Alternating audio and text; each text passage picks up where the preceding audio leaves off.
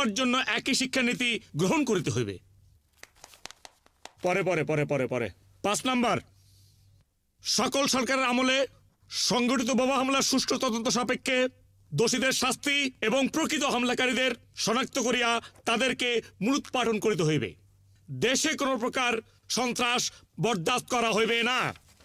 6 number, কৃষি প্রধান এই দেশে কৃষকদের ফসলের জন্য ন্যায্য মূল্য নিশ্চিত করিতে হইবে। ঋণ খেলাপিদের ঋণ না দিয়া কৃষকদের অধিক পরিমাণ এবং সহজ শর্তে ঋণ গ্রহণের সুযোগ করিয়া দিতে হইবে এবং সকল নাগরিকের জন্য 6 মাস হাতে কলমে চাষাবাদের ট্রেনিং নেওয়া বাধ্যতামূলক করিতে হইবে। 7 নাম্বার, সরকার অফিসে কাজকর্মের গতি 100 মিটার দৌড়ের মতো হইতে হইবে। পাবলিকের সঙ্গে সরকারি কর্মচারীদের আচার ব্যবহার বন্ধুত্বপূর্ণ হইতে হইবে এবং দেশের অর্থনীতি ও অন্যান্য অভ্যন্তরীণ বিষয়ে বিশ্ব ব্যাংক এবং IMF এর সংস্থার খবরদারি বন্ধ করিতে হইবে। আমার শেষ দাবি, প্রতি শুক্রবার সকাল 11টার মধ্যে দেশের প্রতিটা নাগরিক 1 টাকা করিয়া রাষ্ট্রের কোষাগারে জমা দিবে। এই টাকা দিয়া বেকারত্ব দূরীকরণ ফান্ড করা হইবে। প্রতি সপ্তাহে এইরকম 14 কোটি টাকা আসিবে এবং উহা দ্বারা বিভিন্ন কলকারখানা ও ব্যবসা প্রতিষ্ঠান স্থাপন করা হইবে। এই হচ্ছে আমার দাবি দেওয়া। ফটোকপি করো। জি sir. Sir thank you sir. বাবা বাবা, খুব সুন্দর দাবি। তুমি তো একদম প্লেটোর মতো বলেছো। সমস্ত রাজনৈতিক নেতৃবৃন্দের, সমস্ত রাজনৈতিক নেতাদের তাদের সেন্টের মতো হতে হবে। সেন্ট শব্দের অর্থ তুমি বোঝো তো? মাস্টার, আমি ম্যাট্রিকে ইংলিশে 45 পেয়েছিলাম। ও, তুমি তো সেকেন্ড ডিভিশন মার্ক পেয়েছিলে।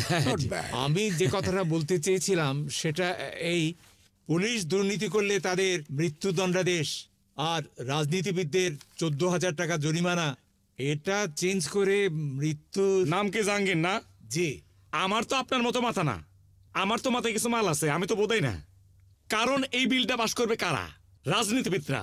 তাদের যদি মৃত্যুদণ্ড দেওয়া হতো তাহলে তো বিলই পাশ করতো না। তাহলে কি হচ্ছে, বিলটা পাশ করবে। পাশাপাশি একটা ফাঁক আমি রেখে দিয়েছি যে জনসম্মুখে তারা ক্ষমা চাইবে। তাহলে কি হলো, প্রমাণ থেকে গেল।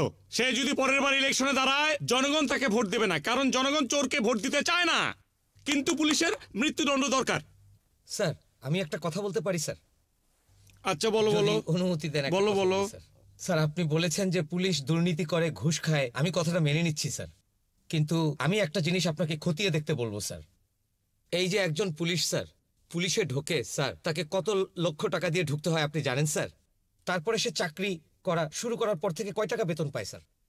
এই জিনিসটা আপনি একটু বিবেচনায় আনবেন স্যার। এই তোমার নামটা জানো কি? স্যার, বকুল স্যার। এই বকুল, এদিকে আসো, এদিকে আসো। এসপি উনি স্যার। এইদিকে আসো, এদিকে আসো। আসেন আসেন আসো, সেখানে আসো, এখানে আসেন। এসপি স্যার আসেন, আসেন এসপি স্যার। আমি আরে আসো না, আসো আসো আসো আসো, আসেন আসেন স্যার। এখানে কাছে আসো স্যার, কাছে আসো না, আসেন। আরে কাছে আসো। স্যার, তোমার সাথে অনেক দুর্ব্যবহার করে ফেলেছি, অনেক ভালো কথা বলেছো, যাও। বকুল সাহেব, স্যার কিন্তু আপনাকে অনেক পছন্দ করেছে।